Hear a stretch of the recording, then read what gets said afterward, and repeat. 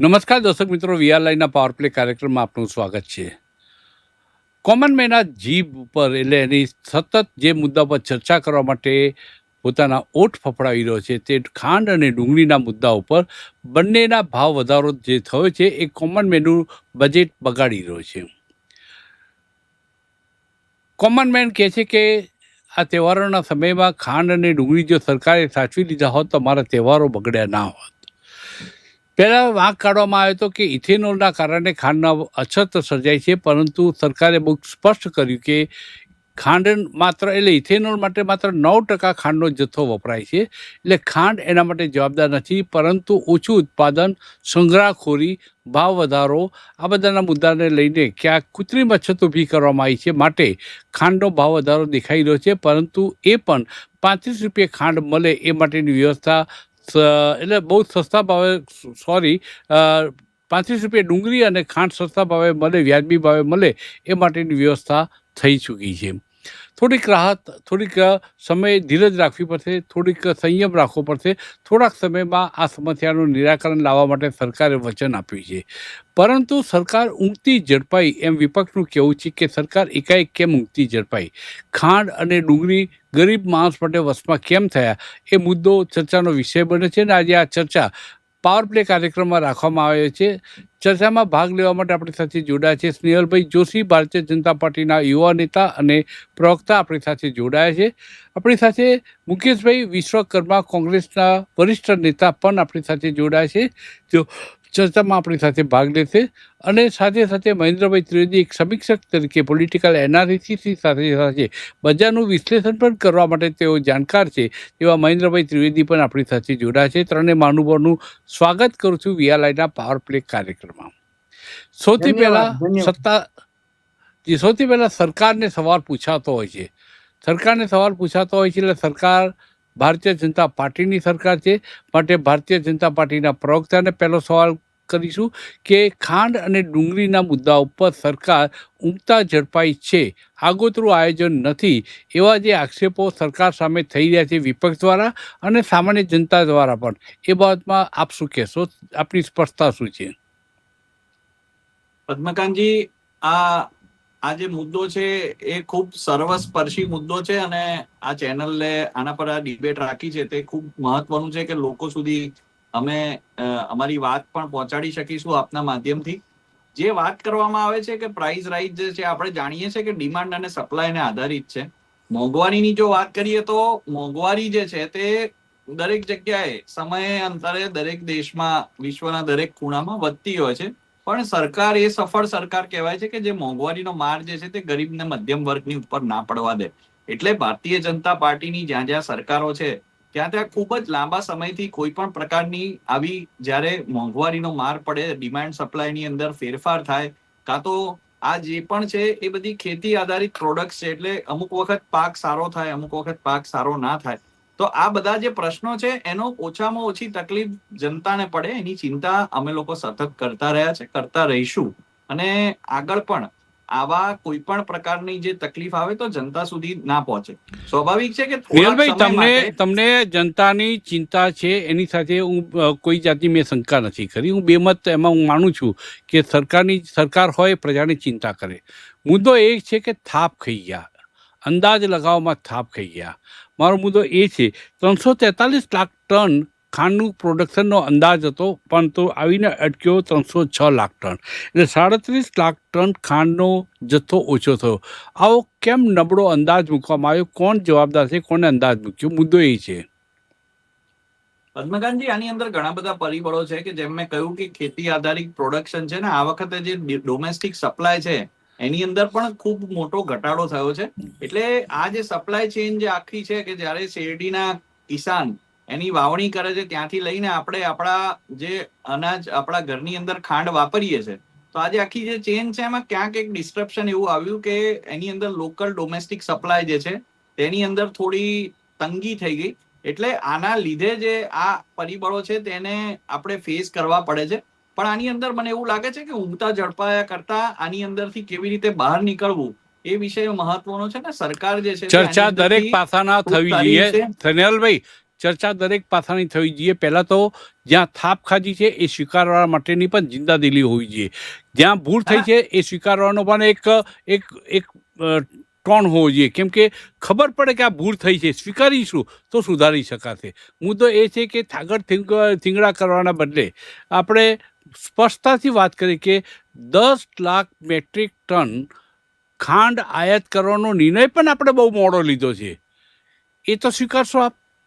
ચલો કુદરતી અંદાજોની વાત કરો છો તો દર વર્ષે કૃષિ ડિપાર્ટમેન્ટના અધિકારીઓ, તેના નિષ્ણાતો એ જે અંદાજ મૂકતા હોય છે 346 લાખ મેટ્રિક ટન ખાંડ ઉત્પન્ન થશે એવો અંદાજ મૂક્યો, થયો 306. તો આટલો મોટો ગેપ ના હોય, સાધારણ થોડો ઘણો હોય. એમાં કૃષિ એગ્રીકલ્ચરને, ખેતી પાકોને એને દોષ દેવાની જરૂર નથી, કુદરતને દોષ દેવાની જરૂર નથી. આપણું ગણિત ક્યાંક કાચું છે એમ કહેવામાં આવે છે. પદ્મકાંતભાઈ, આમાં બે પાસા ખૂબ મહત્વના છે કે આપણે જો વાત કરીએ શુગર કેનની, જેની અંદરથી ખાંડ બને છે, તો આમાં જે ખાંડની અંદર આપણે પહેલેથી ઇમ્પોર્ટની અંદર પણ એક કેપિંગ એટલે રાખ્યું છે, કંટ્રોલ એટલે રાખ્યો હતો કે આપણા જે કિસાનો છે એને કોઈ પણ પ્રકારની તકલીફ ના પડે, બહારના માર્કેટમાંથી ખાંડ ના ઠલવાય. એટલે જે પ્રકારની જરૂરિયાત હોય છે તે પ્રકારે જ ઇમ્પોર્ટ કરવાની આ એક જે મારો commodity સવાલ છે એને ખૂબ આખો જ અલગ છે. સરકારે કંટ્રોલ રાખી છે. સ્નેહલભાઈ, મારો સવાલ અલગ છે. નહીં સ્નેહલભાઈ, મારો સવાલ એ છે કે અંદાજમાં તમે ખેડૂતોના મસીહા હો એવી વાતો કરો છો. મુદ્દો, તમે ભલે મસીહા હો, તમને કોઈ પણ વસ્તુ તમને માનવાનો પૂરો અધિકાર છે, લોકશાહી છે, તમે રોબિનહૂડ છો ખેડૂતોના, એ માનવાનો પણ અધિકાર. મુદ્દો એ છે થાપ અંદાજ મૂકવામાં કરી ખાંડ 10 લાખ ટન મેટ્રિક ટન આયાત કરવાનો નિર્ણય મોડાથી લેવાયો. અત્યારે ગરીબો શોષાઈ રહ્યા છે. આ ખાંડ આયાત કરી છે એનો ખાંડનો જથ્થો ઓક્ટોબર પહેલાં આવશે નહીં, ત્યાં સુધી એને પીસાતો રહેશે ગરીબ માણસ. મુદ્દો એ છે મારો. સ્નેહલભાઈ, મુદ્દો બીજો એ પણ છે કે સંગ્રહખોરી ને સટ્ટાખોરી, આ બંનેની ઉપર દોષારોપણ કરવામાં આવે છે સરકાર તરફથી. તો આ બંને ઉપર તમારો અંકુશ નથી એવું કહેવા માંગો છો? પદ્મકાંતભાઈ, જે પણ પાસા આપણે જે પહેલાથી વાત કરી કે જેની અંદર પ્રોડક્શન પણ છે, સંગ્રહખોરી પણ છે, એની અંદર ઇમ્પોર્ટ તો તમે નથી કંટ્રોલ કરી શકતા? સંગ્રહખોરી કંટ્રોલ નથી કરી શકતા? પદ્મકાંતભાઈ, આની અંદર હું ફરીથી આપને કહેવા માંગુ છું કે કોઈ એક એવું ચોક્કસ પરિબળ નથી. આ ફેસ્ટિવલના લીધે શુગરની ડિમાન્ડ વધી ગઈ, ડોમેસ્ટિક સપ્લાય ફેસ્ટિવલ પહેલી વાર આવ્યો? આપણે તે છતાં ફેસ્ટિવલ પહેલી વખત આવ્યો? ફેસ્ટિવલ પહેલી વખત આવ્યો છે? અંદાજ નહોતો, અચાનક આવી ગયો છે ફેસ્ટિવલ માવઠાની જેમ. મુકેશભાઈ, શું માનો છો કે આ ખાંડ અને ડુંગળી વશમાં થઈ ગયા છે? કોંગ્રેસનું શું માનવું છે? શું પ્રત્યાઘાત છે? શું પ્રતિભાવ છે? સૌથી પહેલા તો તહેવારના સમયમાં વીઆર લાઈન જેવી પ્રતિષ્ઠિત ચેનલ તરફથી તમે જે આ વાત મૂકી છે, એટલે અભિનંદન કરતા ગરીબોના અને સામાન્ય વર્ગના આશીર્વાદ તમને મળશે. વાત અહીંયા એવી છે કે તમારો એક શબ્દ જ કાફી છે આના માટે કે તમે ઊંઘતા ઝડપાયા છો. આ એક જ શબ્દ કાફી છે, પણ છતાંય ચર્ચા દરેક વસ્તુની હોય અને હોવી જોઈએ આ લોકશાહી છે આ દેશમાં, કે દરેક વખતે મુકેશભાઈ, એક વસ્તુ છે ઊંઘતા ઝડપાયા કે થાપ ગયા, જે શબ્દો વાપરે તે પણ આખરે આ એઆઈ સંચાલિત નથી સરકાર, માણસોથી ચાલે છે. અને માણસ એટલે ભૂલ કરે, એરર થાય, એ શક્યતાઓ રહેલી છે. સરકારનો ઈરાદો લોકોને ચૂસવાનો કે લોકોને હેરાન કરવાનો ના હોય એ પણ સમજી ગયા છે, પરંતુ ક્યાંક આપણે ચૂક થઈ છે એ વાતની નિખાલસ ચર્ચા કરવી છે. કોઈના ઉપર દોષારોપણ કરવું નથી, સરકાર ઉપર દોષારોપણ કરવું નથી, એક પણ રાજકીય પરિબળ ઉપર દોષારોપણ કરવું નથી. ચૂક કઈ થઈ છે એનું એનાલિસિસ કરવામાં રસ છે આપણને. મુકેશભાઈ, એટલે આપણે એનાલિસિસ કરવા માટે જ ડિબેટ રાખીએ છીએ. કોઈ પણ પ્રતિષ્ઠિત ચેનલ એના માટે જ ડિબેટ રાખે છે અને આપણે કરીએ છીએ. હવે વાત એવી છે કે ઊંઘતા ઝડપાયા જે બોલું છું ને એ તમે બોલ્યા એટલે, નહીતર હું બોલવાનો હતો કે સરકારનું આગોતરું આયોજન હોય તો દરેક વસ્તુમાં ક્યારેય ઊંઘતા ઝડપાવું ના પડે. આવું અનેક વિભાગોમાં અનેક વાતમાં બની ચૂક્યું છે, એટલા માટે કહું છું. બીજી વાત એવી છે કે ઉત્પાદન ઓછું થયું છે ને એ જે આખો ડંકો વગાડે છે એ વાત એટલી સાચી નથી જે ટકાવારી પ્રમાણે. બીજી વાત એવી છે કે આ સરકાર, કેન્દ્ર સરકાર હોય કે આપણી ગુજરાત સરકાર હોય, લોકો ઉપર પ્રયોગ કરવાના છે ને એ ચૂકતી નથી, અને એ પ્રયોગ કરવાના એમના પ્રયાસને કારણે પ્રજા ક્યાંક ને ક્યાંક હેરાન થાય. પછી એ ઇથેનોલનો પ્રયોગ હોય કે કોઈ બીજો પ્રયોગ હોય. હા, કુદરતી રીતે ધારો કે વરસાદ વધારે પડે ને ખેતરોમાં નુકસાન થાય ને પાક ઓછો થાય, એ બહુ સાહજિક વસ્તુ છે, બરાબર છે. પણ હું એવું કહું છું, કોઈ પણ સરકાર હોય ને પદ્મકાનભાઈ, તો એ એક તો ચાલે છે પ્રજાના ટેક્સના પૈસાથી, કે સવારથી ઉઠે રાત સુધી ટેક્સ આપે છે, અને એનો સુચારુ વહીવટ કરવા માટે સરકાર કોઈ પણ હોય, તો એ સરકાર હોય તો એના દરેક પ્રકારના આગોતરા આયોજન હોય. આ ઝીરો ટોલરન્સની સરકાર છે, ખેડૂતની સરકાર છે, ઉદ્યોગોની સરકાર છે, બધી વાત થાય છે, પણ તો પછી થાપ ક્યાં ખાઈ જવાય છે.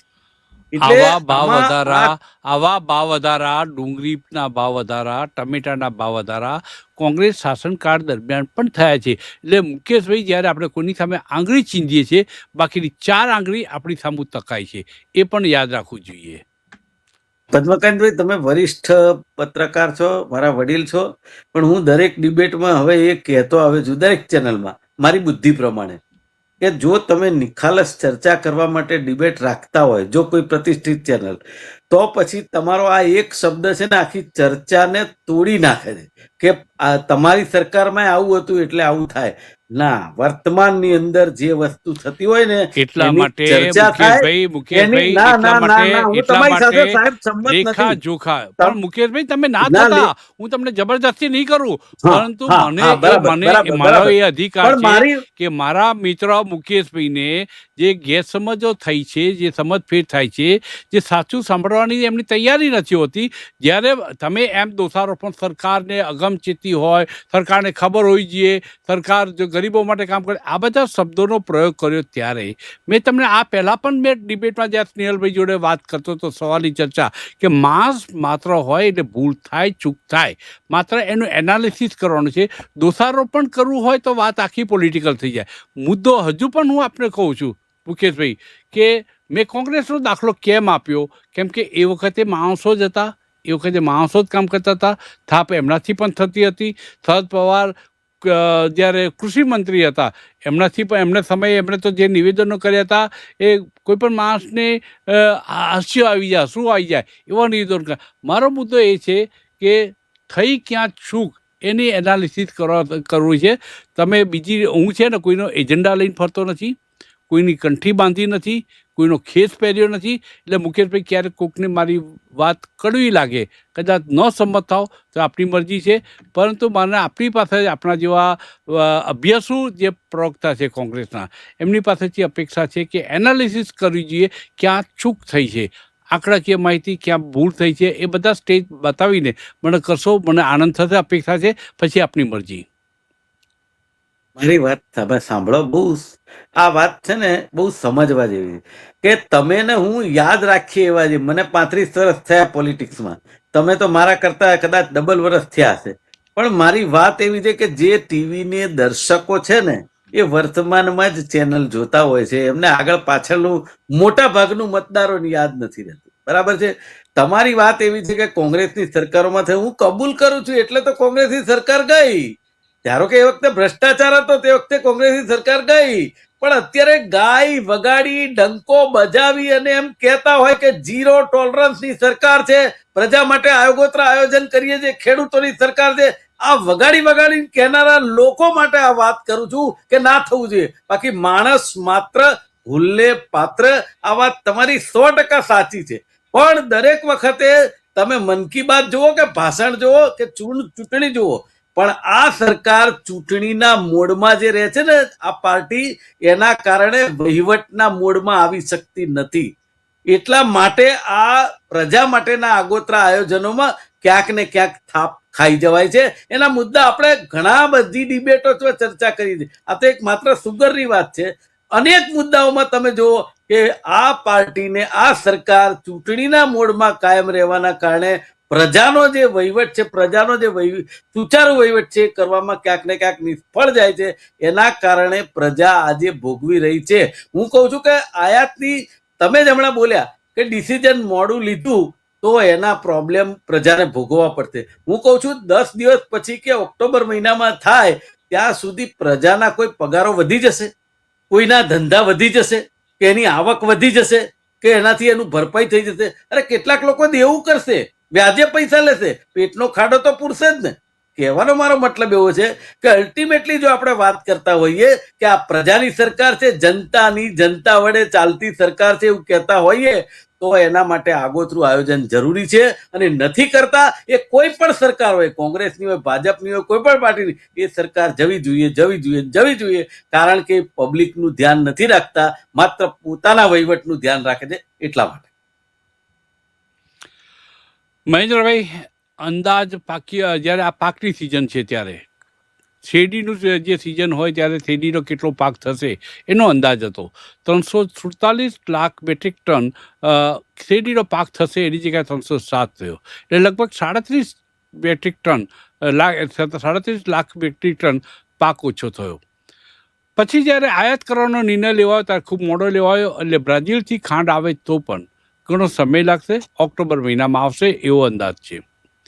ડુંગળીમાં પણ એવું જ થયું કે ડુંગળીમાં 347 લાખ મેટ્રિક ટન ડુંગળી થાય એની જગ્યાએ ઓછી થઈ, હવે 1 લાખ એટલે 1.5 લાખ મેટ્રિક ટન જેટલી ડુંગળી બફર સ્ટોક છે એને છૂટી કરવાનો નિર્ણય લેવાયો, એ પણ મોડો લેવાયો. ગરીબ માણસ માટેના આ નિર્ણયો, એવી કોઈ એક ઓથોરિટી હોવી જોઈએ, એક એવી સિસ્ટમ હોવી જોઈએ કે છટાક લઈને આનો નિર્ણય લેવામાં આવે અને ગરીબોની આંખમાં આંસુ આવતા રોકવામાં આવે. ક્યાં ચૂક થઈ છે, ક્યાં થાપ ખાધી છે સરકારે કે તંત્રએ કે અધિકારીઓએ, જેને પણ ખાધી છે, કોઈકે ચૂક તો કરી છે? આપણી દ્રષ્ટિએ શું છે? સાહેબ, તમને ખૂબ ખૂબ અભિનંદન કે આજની તારીખે જે બર્નિંગ ઇસ્યુ છે, જે સળગતો સવાલ છે, એની પર તમે ડિબેટ રાખી છે. સૌ પહેલા કે મોંઘવારી છે, ભાવ વધે છે, એકાએક ખાંડના અને ગોળના ભાવ વધી ગયા અને મોંઘવારીનો સામનો લોકો કરી રહ્યા છે. એવા સંજોગોમાં આપણે વિશ્લેષણ અથવા તો ચિંતન કરવા બેસીએ ત્યારે એવું લાગે છે કે આમાં બધા પ્રકારના કારણો જવાબદાર છે. પહેલી વાત એ છે કે ડિમાન્ડ સપ્લાયના ગેપમાં તો કોઈ પણ કોમોડિટી હોઈ શકે, અને આપણે જોયું કે ખાંડમાં પણ એવું બન્યું. પણ આંકડાની બહુ માયાજાળમાં આપણે પડતા નથી. સવાલ એ છે કે જે પ્રશાસનમાં જે લોકો હોય એની પાસે અંદાજ હોવા જોઈએ. અંદાજ એ મતલબના કે આપણું કન્ઝમ્પશન કેટલું છે, આપણી પાસે ઉત્પાદન કેટલું છે, આપણી પાસે સંગ્રહ શક્તિ કેટલી છે, અને આપણે ક્યારે જરૂર પડશે આયાત અથવા નિકાસ બંનેમાં, એ પ્રકારનું મેનેજમેન્ટ હોય તો આ સ્થિતિ થાય નહીં. આજે એવું બન્યું છે કે લોકો આભા બનીને જોવે છે કે હવે અમારું શું થશે, કારણ કે ટૂંકા ગાળામાં કોઈની આવક વધતી નથી. આપણે ત્યાં એવા જોબ ક્રિએશન જોરદાર છે નહીં. વસ્તીના પ્રમાણમાં આપણી પાસે જોબ અથવા આવક પરિવાર પાસે ઝડપથી વધતા નથી. ખાંડ અને ગોળની વાત જવા દો, આજે તમે જુઓ શાકભાજી, કરિયાણું, દૂધ, દવા, કોઈ પણ વસ્તુમાં તમે જાઓ એટલે ભાવ વધેલા જોવા મળે છે. અને આ એવી પરિસ્થિતિ છે કે જે તકવાદી છે, સંગ્રહખોરી કરનાર છે, નફાખોરી કરનાર છે, સટ્ટાકીય એ લોકો એનો લાભ ઉઠાવે છે અને એનો શિકાર લોકો બની રહ્યા છે. ત્યારે મારે કહેવું જોઈએ કે જે એગ્રો પ્રોડક્ટ છે એનો આધાર છે ને એ સીઝન ઉપર છે. હવે આવનારા દિવસોમાં પણ આ ખાંડનો ભાવ હજી દિવાળી પહેલા 100 સુધી પહોંચી શકે એવો અંદાજ છે. કારણ એ તમે કીધું એ પ્રમાણે કે આપણે જ્યારે આયાત કરીએ છીએ ત્યારે આપણા હાથમાં નથી હોતું, આપણે કરીએ, પ્રોસેસ થાય, આવે, એનું વિતરણ થાય. તો એ બાબતમાં જેમ આપણે પેટ્રોલ ડીઝલમાં તમે જોયું કે યુદ્ધ વખતે લાઈનો લાગી હતી, પછી ધીમે ધીમે પરિસ્થિતિ થોડી અંકુશમાં આવી અને ભાવ જે છે મહેન્દ્રભાઈ, એ કાબુમાં આપણા ત્યાં એમ પણ કહેવાતું હતું કે અમેરિકા અને ઈરાન વચ્ચેના યુદ્ધના કારણે ભારતમાં પેટ્રોલ ડીઝલના ભાવ 250 રૂપિયા થઈ જશે, પણ થયા નથી. આગાહીઓ કરવામાં થોડીક સાવધાની એટલા માટે રાખવાની કે સરકાર એના પોતાના ફાળે આવતી કામગીરી કરતી હોય છે અને આવી બાબતો પ્રજા પીડાય નહીં એ માટેનો પણ એ સચેત પ્રયાસ કરતી હોય છે. એટલે 100 રૂપિયા ખાંડ થઈ જશે એમ આપ કહો છો, એ ખાંડ સંગ્રહખોરી કરનારાઓને ઉપરથી પ્રોત્સાહન મળશે. જો સરકારે અંકુશ માટે ને સિલેક્ટિવ ક્રેડિટ કંટ્રોલ આવશ્યક ચીજ વસ્તુ ધારા નીચે સરકારે પગલાં લીધા છે. એવી રીતે બફર સ્ટોકમાંથી ડુંગળી છે એ રિલીઝ કરાવી છે. સરકાર એની રીતે એક્શન લે છે અને એની સામે કોઈ આપણે ફરિયાદ નથી.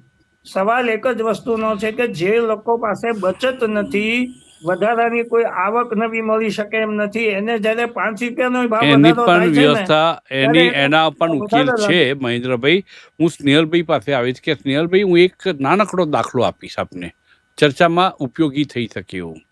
આપણને છે ને જ્યારે પણ ભાવ વધારો આવે કે કોઈ વાતની અછત થઈ જાય વસ્તુની, ત્યારે આપણને રોજના રડવાની એક આદત પડી ગઈ છે. હું આ શબ્દ એટલા બહુ સમજદારીથી બોલી રહ્યો છું કે પીકે લેરી સાહેબ NIFTના જ્યારે ચેરમેન હતા, એટલે બહુ મોટી પોસ્ટ ઉપર હતી, IAS અધિકારીઓ નિમાત હતા, ત્યારે NIFT એવું કંઈક એ સંસ્થા હતી અને એ વખતે ચીન એમનું પ્રતિનિધિ મંડળ ગયું. ઈચ્છા થઈ ભારતની ચા, આ ચીનની ચામાં મજા નથી, આપણે આપણી ઇન્ડિયન ચા પીએ. એટલે એ લોકોની ટીમ આખી બજારમાં નીકળી અને એમને પ્રયત્ન કર્યો કે આપણે ખાંડ અને ચા બંને લઈ લઈએ. ચીની માગીને ખાંડ માગીને એટલે પેલા વેપારીએ બહુ પ્રેમથી કીધું કે નથી એમ. બીજા પાસે ગયા, એને ના પાડી, ત્રીજા પાસે ગયા, ના પાડી. એટલે આશ્ચર્ય થયું. ચોથી વખત જ્યારે ગયા ત્યારે દુકાનદારે આખો આશ્ચર્ય સાથે, અચરજ સાથે એ લોકોની સામે જોઈને કીધું કે અમારા ત્યાં તમે ક્યાંય ફરશો ચાય ખાંડ નહીં મળે, કેમ કે આ વખતે શેરડીનું ઉત્પાદન ઓછું છે અને અમે લોકોએ નક્કી કર્યું છે કે અમે ખાંડ વેચીશું નહીં અને લોકોએ નક્કી કર્યું છે કે અમે ખાંડ ખાઈશું પણ નહીં. આ જે મિજાજ છે એ મિજાજ કેળવવાની જરૂર છે. લાલ બહાદુર શાસ્ત્રી એક ટાઈમ સાંજનું જમવાનું છોડી દેવાનું કહે તો લોકો છોડી દેતા હતા. આ મિજાજ હોવો જોઈએ. ક્યાંક લોકોનો સહયોગ આ પ્રકારનો પણ હોવો જોઈએ એમ લાગે છે આપને? પદ્માકાંતભાઈ, આપે જે ઉદાહરણ આપ્યું તે ખરેખર ખૂબ સારું એક ઉદાહરણ છે. અને આપણે જો અહીંયાની ભારત દેશની વાત કરીએ તો આપણું જે સુગર પ્રોડક્શન છે 320 થી 340 લાખ મેટ્રિક ટન છે. આપણું જે ડોમેસ્ટિક કન્ઝમ્પશન છે એટલે ભારતમાં વપરાતી ખાંડ 280 થી 290 મેટ્રિક ટન છે. એટલે સામાન્યતઃ આ જે ગેપ છે તે જે છે તે આપણી પાસે સરપ્લસ એનો સ્ટોક રહે છે. બીજી ખૂબ મહત્વની વાત કે 97% જે ખેડૂતોને ચૂકવણું કરવાનું હતું એ 20 ઓગસ્ટ 2026 દિવસે થઈ ચૂક્યું છે અને સબસિડીની રકમો પણ જે પ્રમાણે જે પણ ચૂકવણા હતા એ બધા થઈ ચૂક્યા છે. બીજી એક પરિબળ એ છે કે 30 જૂન 2026 475 આશરે પર ટન ભાવ હતો, એ 20 ઓગસ્ટે 552 થઈ ગયું. એટલે ઇન્ટરનેશનલ માર્કેટમાં પણ જે ખાંડના ભાવ વધ્યા, એનું પ્રોડક્શન અહીંયા ઓછું થયું અને ત્યારબાદ જે આપણી સિઝનની અંદર ફેસ્ટિવલના લીધે જે સ્પાઇક આવ્યો એની અંદર પણ આ બધા જ પરિબળોના લીધે જે છે તે આપણને આ થોડાક સમય માટે ભાવ વધારો છે તે જોવા મળી રહ્યો છે. એટલે સ્નેહલભાઈ, આપણી ગણતરીની બહારની વસ્તુ થઈ, આપણા ગણતરીની બહાર ગઈ બધી વસ્તુ. આનો અર્થ એ તો ફેસ્ટિવલ આવ્યો તો આપણે ખબર જ નથી ફેસ્ટિવલ આવે છે. ઇન્ટરનેશનલ માર્કેટનું જે થવું થાય, ભારતના માર્કેટની આપણે ચિંતા કરીએ. સામાન્ય માણસની ચા કડવી બને અને ડુંગળી છીનવાઈ જાય, કસ્તુરી જેને કહી છે, ચિંતાનો વિષય છે. આનો રસ્તો શું કાઢવો જોઈએ, કેવી રીતે કાઢવો જોઈએ? શું ડુંગળી અને ખાંડ આ બંને રેશનિંગની દુકાનો પર સબસિડીથી ગરીબોને આપવાનો તો પ્રયાસ થવો જોઈએ. 85 કરોડ લોકો આપણને રેશન કાર્ડ ઉપર આપણે મફત અનાજ આપીએ છીએ, તો સાથે સાથે ડુંગળી અને ખાંડ સબસિડીના ભાવે રેશનિંગની દુકાનેથી મળે એની વ્યવસ્થા ન કરી શકાય? પદ્મકાંતભાઈ, જેમ મેં આપને કહ્યું કે સરકાર સતત જે ગરીબો પર કોઈ પણ પ્રકારની મોંઘવારીનો માર ના પડે તેની ચિંતા કરતી જ હોય છે. અને આ જે છે તે પણ આ 1 કિલો જે શુગર છે તે જે અંત્યોદય અન્ન યોજના દ્વારા એ દરેક ફેમિલી આની અંદર એન્ટાઇટલ્ડ છે કે એ લોકોને મળે જ છે. એટલે જે ગરીબ વ્યક્તિ છે એમને અને જે યોજનાના લાભાર્થી છે એ બધાને રેશનિંગના ભાવે જે છે તે શુગર મળે છે. અને જેમ મેં આપને કહ્યું કે આ પણ ખૂબ લાંબો સમય માટેની વાત નથી. આ થોડાક એક ટૂંકા જે કાળખંડ છે એના આ જે પરિબળો બધા ભેગા થયા છે એની અસર છે.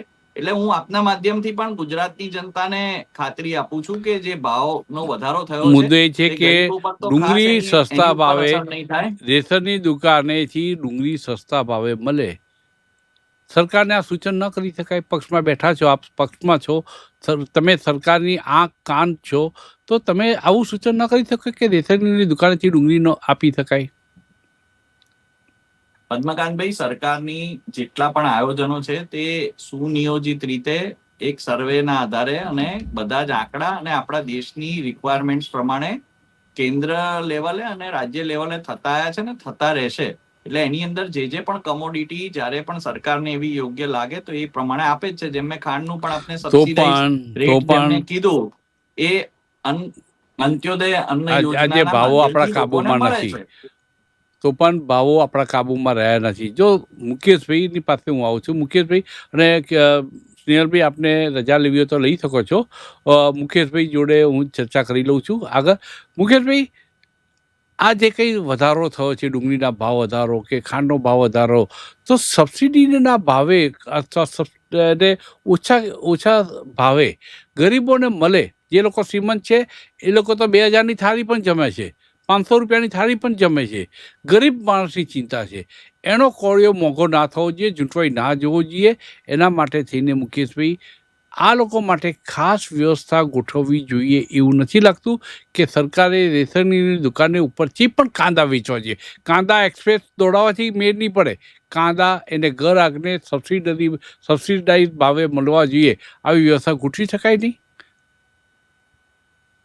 તમારી વાત ખૂબ સાચી છે. અને જે રેશનિંગની વાત કરો છો કે ખાંડ અને ડુંગળી, તો આ વાત મને નાનો હતો ત્યારની ખબર છે. લગભગ આ મારી ઉંમર હશે 10 થી 12 વર્ષની. ત્યારે હું 5 રૂપિયા કિલો રેશનિંગમાં જતો હતો અને ખાંડ છે ને પેલી ઝીણી બુરુ ટાઈપની આવતી હતી, એ ત્યાં લેવા જતા હતા અને એ સામાન્ય માણસો માટે મળતી હતી. એ વ્યવસ્થા આજે પણ ઊભી કરી શકાય, હું એવું ચોક્કસ માનું છું. એના માટેના આપણી પાસે લોટ્સ ઓફ વિકલ્પ છે અત્યારે. એ જે પ્રથા ચાલી આવે છે એની એ જ, પણ એનામાં કદાચ વધારો થયો હોય થોડો ઘણો, બીપીએલ કાર્ડ ને આ કાર્ડ ને ગમે તે. પણ વાત અહીંયા એવી છે, તમારી વાતને મારી વાતને મેચિંગ થાય છે, પણ આ ઈચ્છા શક્તિ છે ને એ સૌથી મોટું કારણ છે. અને બીજી વાત એવી છે કે અત્યારે હાલ જે અનાજ બીપીએલ ના કાર્ડ ધારકોને કે સામાન્ય વર્ગને કે ગરીબ વર્ગને જે મળી રહ્યું છે, તેમાં પણ 60 થી 80% વચ્ચે મળે છે. 100% કોઈને અનાજ મળતું નથી. અને જે મળે છે એમાં પણ સડેલું અનાજ મળે છે. એના અહેવાલો એજન્સીઓ દ્વારા જ પ્રતિષ્ઠિત મીડિયાના અહેવાલથી આપણે જોયેલા છે. એટલે મારું કેવું એમાં એવું છે કે ઈચ્છા શક્તિનો મેઇન ભાગ છે. અને જો સરકાર પાસે ઈચ્છા શક્તિ છે ને કરવા માંગે છે, તો સરકાર પાસે કંટ્રોલ નથી 2-3 વસ્તુઓનું. એક તો જે રેશનની દુકાનો છે, એના જે એસોસિએશન ચાલતા હોય છે, એના ઉપર કોઈ કંટ્રોલ નથી. એની ઉપર જે અધિકારીઓ છે કે જે એનું જવાબદારી રાખતા હોય કે આનું ચેકિંગ કરતા હોય, એના ઉપર સરકારનો કંટ્રોલ નથી અથવા તો એમાં ભ્રષ્ટાચાર થાય છે. અને ત્યાર પછી જે સંગ્રહખોરોની વાત છે, તો સંગ્રહખોરો આજથી નથી. સંગ્રહખોરો, હું કહું છું, આઝાદી હતી એ પછીથી સંગ્રહખોરો છે, બરાબર? તો સંગ્રહખોરો ઉપર કાબુ મેળવવાનું કામ કોનું? તો સરકારનું. તો સરકાર સંગ્રહખોરો ઉપર કાબુ કેમ નથી મેળવી રહી? તો સંગ્રહખોરો ક્યાંક ને ક્યાંક સત્તાધારી પક્ષ સાથે જોડાયેલા હોય છે. અને આજની પરિસ્થિતિ એવી છે કે આ સરકારની અંદર જે લોકો ખોટા કામ કરતા હોય, ખોટું બોલતા હોય અને જે ઘપલા કરતા હોય, કોઈ વહીવટ કરતા હોય, એવા દરેક લોકો ભાજપમાં જોડાઈ જાય છે. અને એ ભાજપમાં જોડાવાને કારણે એ કહી શકે કે અમારી સૌથી મોટી પાર્ટી. પણ એવા લોકો જોડાઈ ગયા છે પાર્ટીમાં કે જે લોકો આપણે રોજ જોઈએ છે કે ધારો કે બુટલેગર હોય તો એનું કનેક્શન ત્યાં હોય, કોઈ જીએસટી કૌભાંડ કરતો હોય તો એ અધિકારી એની જોડે મળેલો હોય. એવા આરોગ્યની વાત હોય, સ્કૂલોની વાત હોય, ટ્યુશનની વાત હોય, દરેક જગ્યાએ તમે જુઓ. કેમ કે ભાઈ પાર્ટી મોટી કરવામાં તમે એવા લોકોને પાર્ટીમાં લઈ લીધા કે તમે જે સાચો વહીવટ કરવો એ તમે કરી જ ના શકો. એનું આ પરિણામ છે કે આ પ્રજા ભોગવી રહી છે. અને દરેક વખતે આપણે તો ગુજરાતમાં જોઈએ છીએ, આપણા ઘરમાં મગફળી પાકે અને આપણું ગુજરાત જ તેલ મોંઘું લે. આ વસ્તુ આપણે વર્ષોથી જોઈ રાખીએ કે તહેવારો આવે ને ભડકો થાય. મહેન્દ્રભાઈ પાસે હું આવીશ, કેમ કે સમયની મર્યાદા છે. મહેન્દ્રભાઈ, સિંધુ નદીનું પાણી આપણે બંધ કરી દીધું એટલે પાકિસ્તાન અને ભારત સાથેના સંબંધો પહેલાં પણ સારા નહોતા, અત્યારે વધુ તંગ બન્યા છે. સિંધુ નદીના પાણી માટે તરફડિયા મારી રહ્યું છે પાકિસ્તાન. એક સમય હતો કે ડુંગળીનો પાક ઓછો થતો હતો, ઘણી વખત થયો હતો. આ પહેલી વખત નથી થયો અને ડુંગળીના ભાવ પહેલી વખત વધ્યા નથી. પણ જ્યારે જ્યારે આ સ્થિતિ આવી છે ત્યારે ડુંગળી આપણે પાકિસ્તાનથી પણ આયાત કરેલી છે, એ દિવસો પર જોયા છે. અત્યારે એ પરિસ્થિતિ સંબંધો વ્યાપારિક સંબંધો નથી. સિંધુ નદી અને બીજા ઘણા બધા કારણો, ઓપરેશન સિંધુના કારણે પણ હોઈ શકે છે. પાકિસ્તાનના પેટમાં દુખે છે, માથું કૂટે છે, સ્થિતિ પેદા થયેલી છે. બ્રાઝિલ ખાંડનું ઉત્પાદક છે, પરંતુ બ્રાઝિલમાં ઇથોનેલના કારણે ત્યાં ખાંડનો સ્ટોક મર્યાદિત થઈ ગયો છે. આ સંજોગોમાં દુનિયાના કયા કયા દેશોમાંથી આયાત કરી શકાય એનું પ્લાનિંગ કરવું પડે. આપણી દ્રષ્ટિએ આના ઓપ્શન કયા છે, વિકલ્પો કયા છે? સાહેબ, તમે વાત કરીને તો મને અટલ બિહારી વાજપેયીના વખતે અને ભૂતકાળમાં પણ જોયું છે કે ડુંગળીને કારણે દિલ્હીની ગાદી ઉપર પણ હલનચલન થઈ ગયું કે જ્યારે ડુંગળીનો શોર્ટેજ ઊભી થાય તો કોઈ પણ પાર્ટી સત્તામાં હોય ને એના ત્યાં સુધી એનો આંચકો લાગે. સુષ્મા સ્વરાજ દિલ્હીના મુખ્યમંત્રી હતા ને એ વખતે આ પ્રકારનું થયું હતું. ઇન્ટરનેટ કનેક્શનથી મહેન્દ્રભાઈ ડિસ્કનેક્ટ થયા છે. મુકેશભાઈ, આપનો ખૂબ ખૂબ આભાર. અને ચર્ચા રસપ્રદ રહી, ગરીબોની ચિંતા કરવા માટેની હતી. અને ગરીબોની ચિંતા એટલા માટે કરવી પડે છે કે મીડિયાનું એક કામ છે, મીડિયાની એક ફરજ છે. અહીં ચર્ચાનું સમાપન કરીએ છીએ આજની વાત પાવર પ્લે કાર્યક્રમમાં. આવતીકાલે એક નવા વિષય સાથે ફરી મળીશું. મિત્રો, ત્યાં સુધી રજા આપશો. નમસ્કાર.